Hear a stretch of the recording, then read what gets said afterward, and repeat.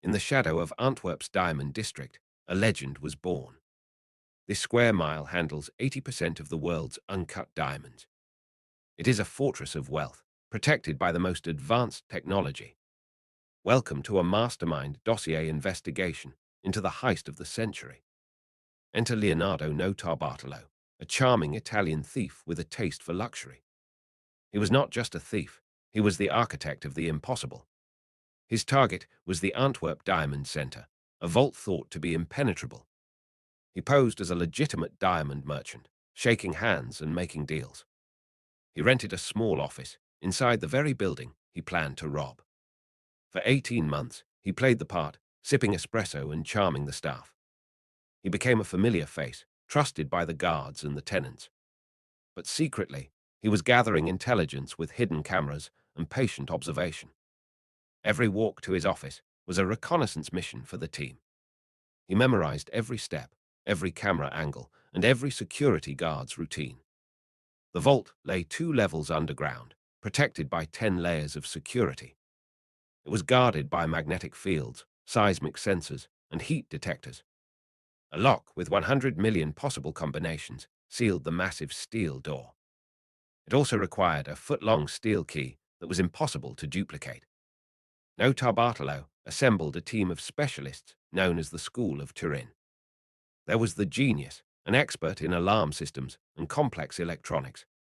The monster was a giant of a man, capable of intense physical labor. The king of keys could crack any mechanical lock ever invented by man. And the pigeon, the unreliable getaway driver who would later cause trouble. The date was set for February 15th, 2003. A major tennis tournament distraction meant few police were patrolling the district. The building was silent and empty for the weekend, or so they thought. A rented car pulled up into the dark alleyway behind the center.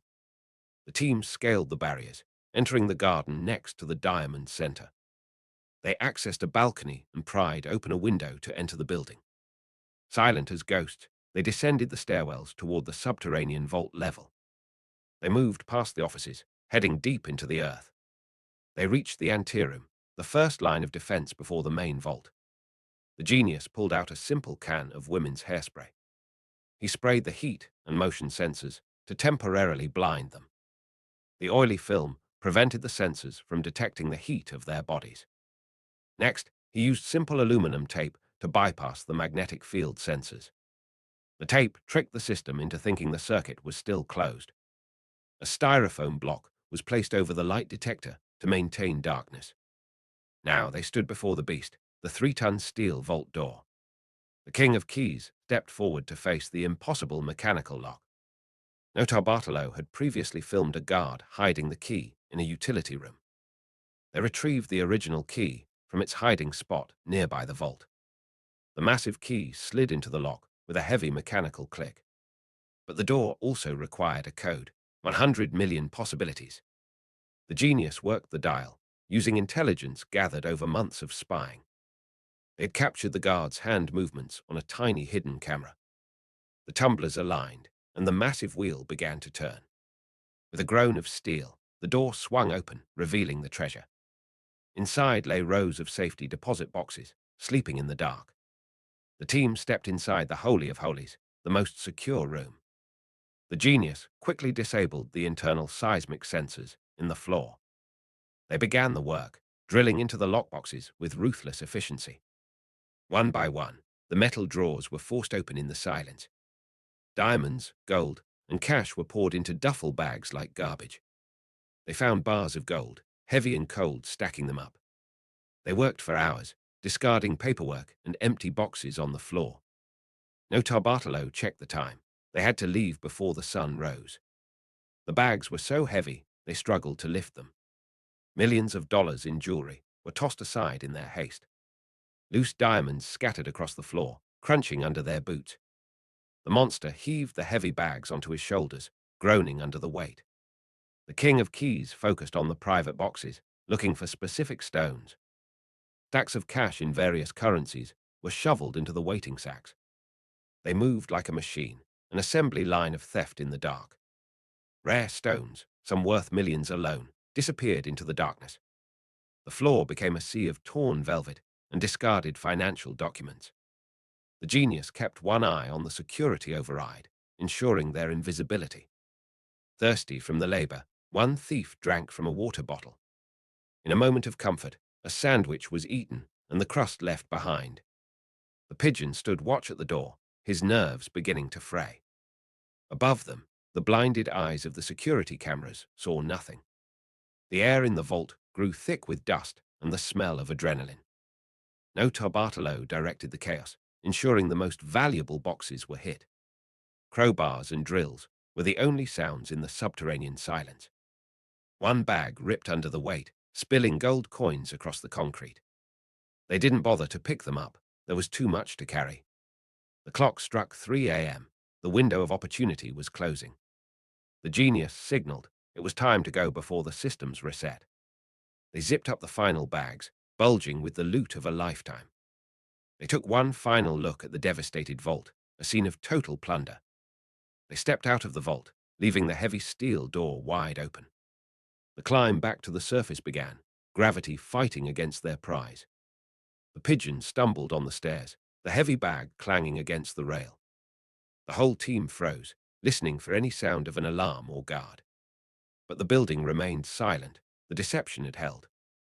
They reached the window, the cool night air hitting their sweating faces.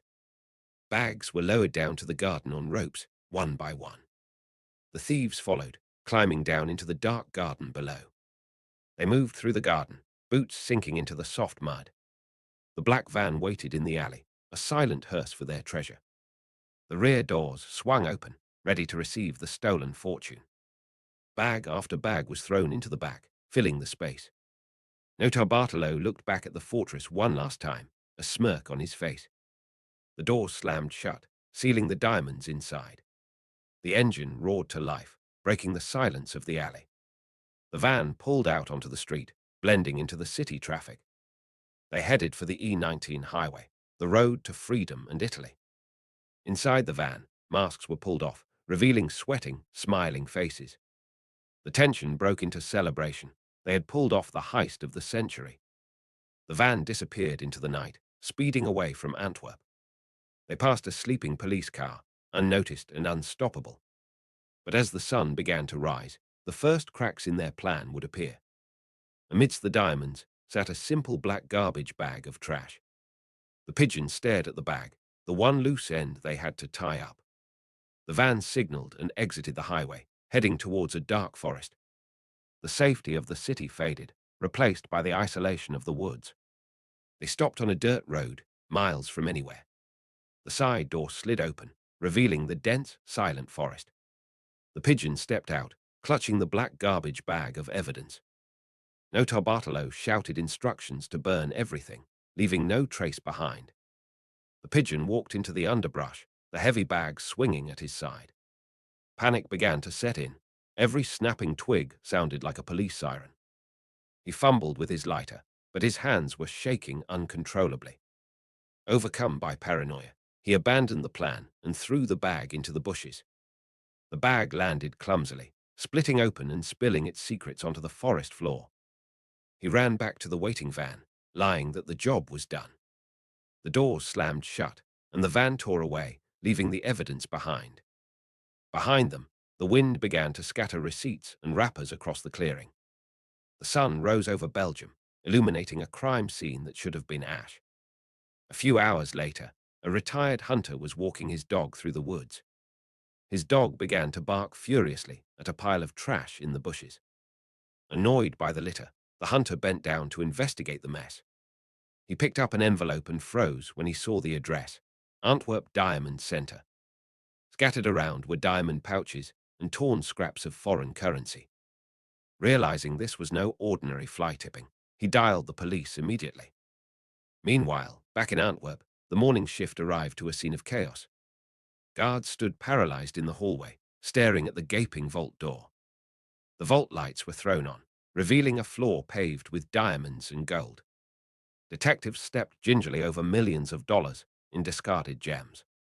There was no sign of forced entry. The lock had been opened perfectly. Outside, police cordoned off the diamond district as the world woke up. Then, The call came in from the forest.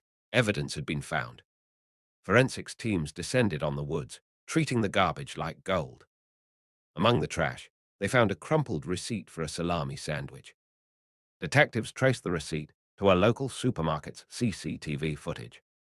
There, clear as day, was Leonardo Notarbartolo buying his lunch. Even more damning, they pieced together a torn business card found in the mud. It belonged to Leonardo Notarbartolo, a tenant in the Diamond Center. The pieces clicked into place. The charming Italian was the mastermind. Unaware of the discovery, Notarbartolo made a fatal error. He returned. He walked into the Diamond Center, pretending to be a shocked tenant. The building manager, suspicious, pointed him out to the investigators. A detective approached him, asking for his identification. Notarbartolo handed over his ID, his charm failing to hide his nerves. The name matched the business card found in the woods. Leonardo Notarbartolo was arrested on the spot, his heist over. He sat in the interrogation room, remaining stone-cold silent. Meanwhile, police coordinated a raid on his safe house in Turin, Italy. They tore the apartment apart, looking for the $100 million. They drilled open a hidden floor safe, expecting a mountain of diamonds. The door swung open to reveal nothing but dust. The diamonds were gone, moved before the police could arrive. One by one, the rest of the school of Turin were hunted down. The monster was tackled by police, his strength useless against handcuffs. The king of keys was found in his workshop, surrounded by his tools. The trial began in Belgium, a media circus of the century. Notarbartolo stood tall, admitting to the theft but denying the value. He claimed it was insurance fraud, that the vault was already empty. The judge didn't buy it, sentencing him to 10 years in prison. The mastermind was locked away, but the mystery was just beginning. Where did the diamonds go? The police searched the globe. Cars, houses, and bank accounts were searched, but found nothing. Some believe the diamonds were sold on the black market in Israel. Others think they are buried in a forest, waiting to be reclaimed. Notarbartolo served his time, never revealing the location of the loot. Years passed, and eventually the mastermind walked free. Reporters swarmed him, asking the only question that mattered. He simply smiled, winked, and walked away into the crowd. The Antwerp Diamond Center operates today, more secure than ever. The old mechanical locks have been replaced by digital retinal scanners. Guards watch the monitors with a vigilance born of past failure. But somewhere, a fortune in diamonds is still hiding. Are they collecting dust in an attic in Italy? Or are they being worn by the wealthy, unaware of their stolen origin? The pigeon, whose mistake cost them everything, vanished into obscurity.